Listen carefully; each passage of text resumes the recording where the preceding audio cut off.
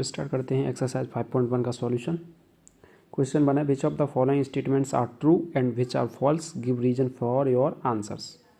तो question first में क्या बोला है कि only a one line can passes through a single point, कि ये कोई पॉइंट है, मान लो ये कोई पॉइंट है, इससे ये क्या बोला है केवल एक लाइन खींची जा सकती है। एक पॉइंट से तो कितनी भी लाइन खींच सकते हैं हम, तो ये क्या हो गया, फॉल्स हो गया। सेकंड है there are a infinite number of lines which passes through the two distinct points. क्या बोल रहा है कि कोई दो पॉइंट्स हैं, उनसे क्या कर सकते हैं हम, इनफाइनाइट लाइंस खींच सकते हैं। ये तो मैंने एग्जाम में भी बताया था कि किन्हीं भी दो पॉइंट से केवल और केवल एक लाइन ही खींची जा सकती है। तो ये क्या है, infinite number of line passes through the two distinct points, ये भी गलत हो गया। उसके बाद नेक्स्ट है a terminated line can be produced indefinitely of both sides. एक कोई लाइन सेगमेंट है, उसे क्या कर सकते हैं हम, दोनों तरफ से इनफाइनाइटली एक्सटेंड कर सकते हैं। ये भी मैंने एग्जाम में बताया था, तो ये ट्रू हो गया। नेक्स्ट है if two circles are equal then their radius are equal, यानी कि अगर कोई दो सर्कल्स क्या हैं, इक्वल हैं, तो उनकी रेडियस भी क्या होगी, इक्वल होगी। यही तो, दूसरा ये ले लिया हमने और एक ये ले लिया, तो इनकी क्या होगी, रेडियस भी क्या होगी, इक्वल होगी। तो ये क्या है, ट्रू है। मान लो ये दो जो सेंटर है, तो ये भी क्या हो गया, ट्रू हो गया। In figure 5.9 if A B equal to P Q और P Q equal to X Y, तो A B equal to X Y होगा। मान लो ये कह रहा है कि ये वाली जो लाइन है ये मान लो 5 सेंटीमीटर है, तो ये भी 5 सेंटीमीटर हुई, क्योंकि A B equal to P Q बोला, क्या बोला, A B equal to P Q, और ये 5 बराबर 5। फिर नेक्स्ट में बोला है कि P Q equal to X Y, जब ये 5 है तो ये भी 5 होगी, तो दैट इम्प्लाइज क्या होगा, ए बी इक्वल टू किसके होगा, एक्स वाई के होगा, नहीं होगा, तो ये भी ट्रू हो गया। क्वेश्चन सेकंड है give a definition for each of the following terms, are there other terms are needed to be defined first, what are they and how might you defined them. तो first है इसमें parallel lines. तो parallel lines क्या होती हैं, इसकी definition लिखेंगे, when two lines do not meet each other at any point, then they are called parallel lines। क्या है कि कोई भी दो लाइंस हैं इस तरीके से, ठीक है, इस तरीके से लाइन है, इसका डुप्लीकेट ले लें एक, इस तरीके से ये दो लाइन है, तो ये दोनों लाइंस क्या हैं, एक दूसरे को कहीं पे भी कट ना करें, तो वो क्या होंगी, पैरेलल लाइंस होंगी। अगर ये थोड़ी भी तिरछी हो गई इस तरीके से, मान लो ये यहाँ पे क्या है, डिस्टेंस कम है और यहाँ पे डिस्टेंस क्या है, ज़्यादा, तो ये डेफिनेटली क्या होंगी, इधर कट करेंगी एक दूसरे को, तो ये क्या होंगी, पैरेलल नहीं होंगी, ठीक है ना। सेकंड है perpendicular lines when two lines cut each other at 90 degree, यानी कि दो लाइंस एक दूसरे को जब क्या कर दें, 90 डिग्री एंगल्स पे क्या करें, कट करें, तो उन्हें क्या बोलते हैं, परपेंडिकुलर लाइंस। थर्ड है लाइन सेगमेंट। लाइन सेगमेंट क्या है, जैसे ये कोई लाइन है, ठीक है ना, ये इधर जा रही है और इधर जा रही है, एक पर्टिकुलर डिस्टेंस ले करके जो पोर्शन है ये लाइन पर, जो एक पर्टिकुलर पोर्शन को हम क्या बोलते हैं, लाइन सेगमेंट। तो इसकी डेफिनेशन कैसे लिखेंगे, a line segment is a part of line which have a particular length, ठीक है ना, तो उसे हम क्या बोलेंगे, लाइन सेगमेंट बोलेंगे। नेक्स्ट इसके बाद है रेडियस। क्या है, radius of circle, radius of circle क्या है, the distance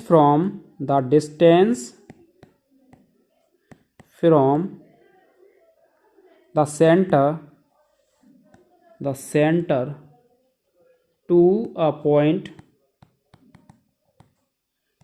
on the circle is called radius. क्या है? अगर सेंटर से कोई भी सर्किल पर पॉइंट लिया जाए तो उनके बीच की जो डिस्टेंस होगी वो क्या होगी? रेडियस होगी। जैसे ये कोई सेंटर है और यहाँ से ये डिस्टेंस ले लिया है तो ये रेडियस हो जाएगी, ये भी रेडियस हो जाएगी, ये भी रेडियस हो जाएगी और ये भी रेडियस होगी। और रेडियस हमेशा क्या होती है? इक्वल होती है। कहीं पे भी हम ज्वाइन करें तो वहाँ से डिस्टेंस क्या आएगी? इक्वल आएगी। तो रेडियस ऑफ सर्किल ये है। इसके बाद है स्क्वायर। स्क्वायर क्या है? स्क्वायर को क्या बोलेंगे? A closed figure made by 4 line segment, यानी कि 4 लाइन सेगमेंट से मिलकर के बना हो इस तरीके से। ये स्क्वायर ही तो है। स्क्वायर यानी कि चारों साइड्स क्या होंगी? इक्वल होंगी। ये थोड़ा रेक्टेंगुलर शेप में बन गया है, यानी कि तो लाइन सेगमेंट से बन के मिला हो where 4 sides are equal and each angles are 90 degree. तो सिंपल हमें इसमें डेफिनेशंस पूछी थी। स्क्वायर क्या होगा? एक क्लोज्ड फिगर है made by the 4 line segments, जहाँ पर क्या है सभी जो 4 साइड्स हैं वो इक्वल होंगी और हर एक एंगल कितना होगा? 90 डिग्री का होगा। नेक्स्ट क्वेश्चन है consider 2 postulates given below. Given any 2 distinct point A and B, there exist a third point C which is in between A and B. इसने फर्स्ट में क्या बोला है कि कोई भी एक लाइन से पॉइंट है, कोई एक ये पॉइंट है और एक ये पॉइंट है, तो उनके बीच में सी पॉइंट लाई करेगा? डेफिनेटली करेगा भाई। कोई भी लाइन है उसके बीच में क्या बताया था? लाइन भी तो क्या थी? डिस्टिंक्ट पॉइंट से मिलकर के बनी थी। तो उनके बीच में क्या आएगा? सिंपल एक पॉइंट आएगा। सेकंड है, ये कह रहा है कि there exist at least 3 points that are not on the same plane. Same plane में ना हो करके अलग अलग हैं, तो ये भी क्या हैं? 3 पॉइंट्स तो करेंगे ना, सेम लाइन पे ना हो तो 3 पॉइंट तो हो सकते हैं ना ये, सिंपल। और फिर इसमें पूछा do these postulate contain any undefined terms, are these postulate consistent, do there follow the include. Postulates को फॉलो कर रहे हैं ये। पोस्टुलेट्स को कहाँ फॉलो कर रहे हैं? पोस्टुलेट्स तो क्या था? ज्योमेट्री के लिए था, ज्योमेट्री के लिए था। और जबकि जो एक्सियम्स दिए थे वो क्या दिए थे? पॉइंट्स के लिए दिए थे, लाइंस के लिए दिए थे और थिंग्स के लिए दिए थे। ठीक है ना? जो हमारे आसपास जो भी अवेलेबल हैं उन्हीं के लिए दिए थे। ठीक है ना? तो बस इसमें यही था। फोर्थ है क्वेश्चन, सॉल्यूशन पे जाएंगे इसके। Alpha C lies between the 2 points A and B such that A C बराबर B C, prove that the A C equal to half of A B. क्या बोल रहा है कि एक सी पॉइंट है ए और बी के बीच में, ये कोई ए पॉइंट है और ये कोई बी पॉइंट है, इसके बीच में सी पॉइंट है ये। तो ये कह रहा है कि ए सी गिवन क्या है? गिवन है A C is equal to B C. तब हमसे प्रूव करवा रहा है कि A C equal to half of A B. अब देखना, अगर इन दोनों में ए सी ऐड कर दें दोनों तरफ, A C equal to B C plus A C, तो ये देखना बी सी प्लस ए सी मिलकर के क्या बने? A B. और ये दोनों ए सी और ए सी को लिख सकते हैं 2AC। हमसे क्या पूछा था कि A C equal to 1/2 of A B. हो गया प्रूव्ड। ठीक है ना? नेक्स्ट क्वेश्चन 5 है। In question 4 point C is called a mid point on line segment A B.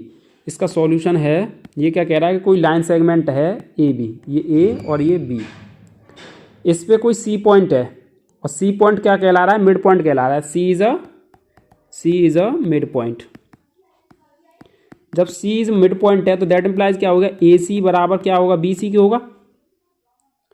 अब ये कह रहा है कि prove that the every line segment has one and only a one mid point. तो ये कह रहा है कि एक ही लाइन सेगमेंट केवल एक पॉइंट रखता है। तो इसको हम किस तरीके से करेंगे? लेट इफ पॉसिबल, अगर पॉसिबल है, D is a mid point.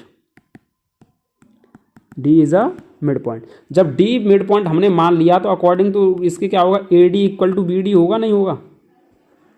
Now अब हमें क्या चाहिए कि सी और डी को क्या करना है कि जीरो प्रूफ कर दें, तो हमारा हो जाएगा कि सी और डी अलग अलग पॉइंट्स ना होकर के क्या हैं, एक ही पॉइंट हैं। तो अब अगर हमें इसमें से देखना फर्स्ट सेकंड में से अगर पहली इक्वेशन को माइनस करें तो ये हो जाएगा A D minus A C equal to B D minus B C, यानी सेकंड में से फर्स्ट को। अब देखो ए फिगर से देखो, ए डी में से अगर ए सी को माइनस करेंगे तो ये आएगा सी डी, और बी डी में से सी डी बी सी को माइनस करेंगे तो क्या आएगा, ये माइनस का C D.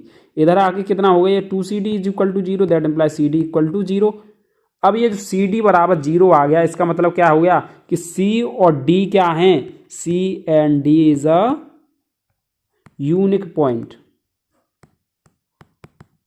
That implies every line segment has a unique mid point. Next question 6 है, ए सी बराबर B D then prove that A B equal to C D. क्या है, A C equal to B C दे रखा है, solution A C equal to B D दे रखा है। नाउ ए सी को देखना क्या लिख सकते हैं, ए सी को लिख सकते हैं A B plus B C, and B D को देखो क्या लिख सकते हैं, बी डी को लिख सकते हैं B C plus C D. ये 1 हो गई, ये 2 और ये 3 फ्रॉम इक्वेशन 1 में देखना ए सी की वैल्यू लगाओ, A B plus B C is equal to B D की वैल्यू लगाएंगे B C plus C D, B C से बी सी कैंसिल तो हो गया A B equal to C D. यही प्रूव्ड करवाया था हमसे।